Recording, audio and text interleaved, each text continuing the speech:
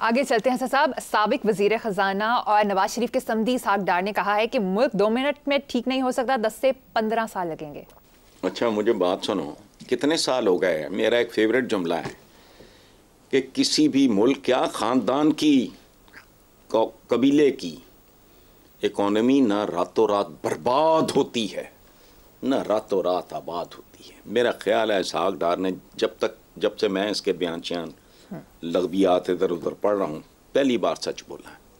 इसमें भी 10 साल खा गया है, इसमें भी 10 साल की डंडी मार गया है। अगर दयानतदार लीडरशिप हो, मेहनती हो, काबिल भी हो, सिर्फ दयानतदार होना काफ़ी नहीं है। मुझे किसी शुगर मिल का CEO बना दो, मैं बेड़ा गर्क कर दूंगा, मेरा काम नहीं है वो। तो बात इस 10-15 साल का भी, इसमें भी वो उसने डंडी मारी है, लेकिन बहरहाल बात तो ठीक है। और मुझे ये बात करते हुए हो गया को 2-3 साल, इसमें नई बात कौन सी है? अच्छा, तो ये तो मुमकिन है ही नहीं अब इस इकॉनमी को संभालना। और वाई डाउट अब जब से इनके इस्तकबाल वगैरह वो मैं ये ड्रामे देख रहा हूँ तो नया जाल लाए पुराने शिकारी,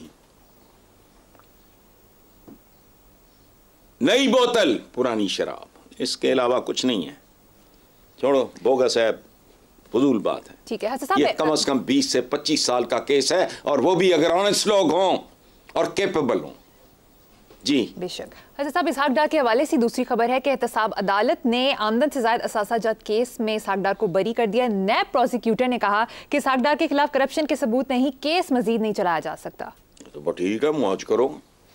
मेरा तो कभी कभी दिल करता है कि यार पूरा पाकिस्तान है, इसी पंजाब इनके नाम पे वो इंतकाल कर दो उसका, राजवाड़ा डिक्लेयर, पूरा पाकिस्तान इस्लामी जमहूरिया जाती उमरा। देखो नाम भी मुफ्त में, मैंने कोई कंसल्टेंसी नहीं, इस्लामी जमहूरिया जाती उमरा। सुभान अल्लाह, कैसा साउंड भी बड़ी, इस्लामी जमहूरिया जाती उमरा, बड़ा खूबसूरत है। अच्छा, वो इनको तो अदालत को कहना चाहिए था कि इसहाक डार साहब, आपके एहसासे तो तुम्हारी आमदनी से भाई बहुत कम है। एक क्लीन चिट है, ये ड्राई क्लीनिंग प्लांट है, जिसके लिए दिल करता है आप खोल दो, मुझे पकड़ के ले जाओ कल। 2-4-10 केस बनाना ही तो विश्व ही कोई नहीं है। उसी के नताज पाकिस्तान ने भुगत रहा है, और अल्लाह ना करे आइंदा भी यही ट्रेंड रहे। तो यार इस मुल्क में गुमनाम आदमी, नॉन एंटिटी, ना कोई आगा ना कोई पीछा उसका, उसके कत्ल के केस में मकबूल तरीन वजीर आजम को फांसी दी जा सकती है। तो यहाँ तो कुछ भी हो सकता है। यहाँ बेनज़ीर भुट्टो के कातलों का ही नहीं पता, बाकी छोड़ो कायदे मिल्लत, उसके पता नहीं है कौन थे, कौन कत्ल कर गए, बेनज़ीर को कौन मार गए।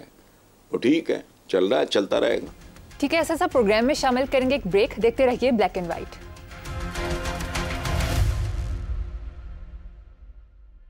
Welcome back. हसन साहब, ख्वाजा आसिफ ने स्टेटमेंट दी है कि एस्टेब्लिशमेंट को सियासत से निकालना है तो सब मिल बैठे हैं, क्या कहेंगे? देखो, अव्वल तो ये हो नहीं सकता, और हुआ तो वो पाकिस्तान के आखिरी 5 साल होंगे।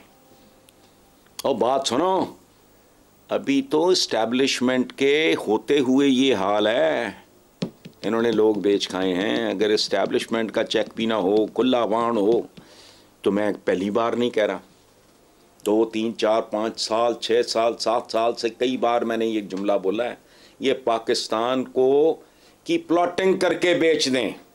और याद रखना, कौमी एहसासे बेचना भी, उसमें किकबैक और कमीशन इतना भयानक होता है, वो भी इसी के मुतरादिफ है। PIA तुमसे नहीं चलती, जो खरीदेंगे वो फरिश्ते हैं। मुझे बताओ, उनकी 4 टांगे हैं, जो खरीदेंगे उनकी 3 आंखें हैं।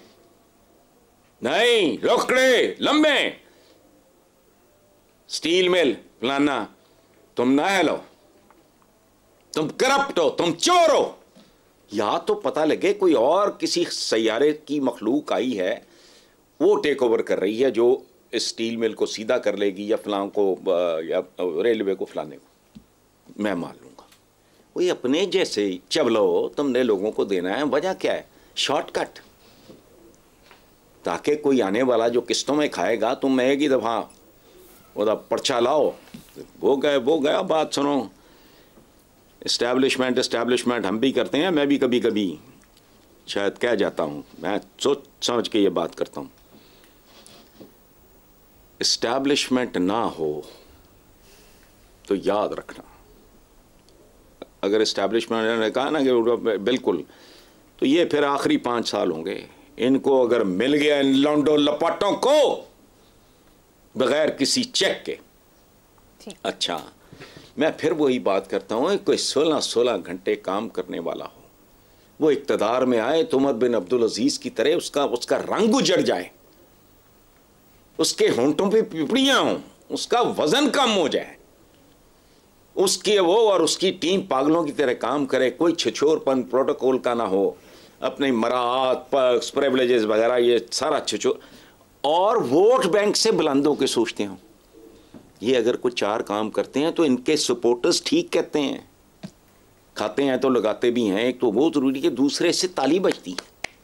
मैं कभी कभी सोचता हूँ, it was one of my dreams, उसकी एक और कहानी है।